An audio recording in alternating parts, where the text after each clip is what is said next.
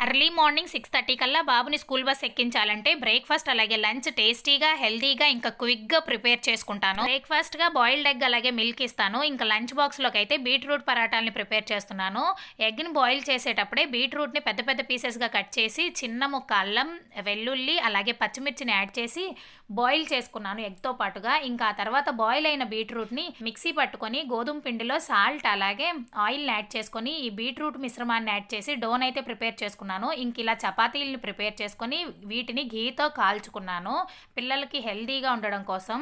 ఇంకా ఆ తర్వాత లంచ్ బాక్సు బీట్రూట్ పరాటాలు అలాగే కొన్ని గ్రేప్స్ అయితే పెట్టేసి లంచ్ బాక్స్ ప్యాక్ చేశాను. ఇంకా ఆ తర్వాత బ్రేక్‌ఫాస్ట్‌గా బాయిల్డ్ ఎగ్ అలాగే మిల్క్ ఇచ్చేసి తనని రెడీ చేసి 6:30 కల్లా స్కూల్ బస్ ఎక్కించి నేనైతే ఒక 40 మినిట్స్ వాకింగ్‌కి వెళ్ళాను. మన కోసం మనం టైం ఇవ్వడం కూడా చాలా ఇంపార్టెంట్ కదా! అలా 40 మినిట్స్ వాకింగ్ ఫినిష్ చేసుకొని ఇంటికి వచ్చిన తర్వాత ఇలా నా హౌస్ హోల్డ్ యాక్టివిటీస్‌ని కంప్లీట్ చేసుకున్నాను. ఈ మినీ వ్లాగ్ నచ్చితే ప్లీజ్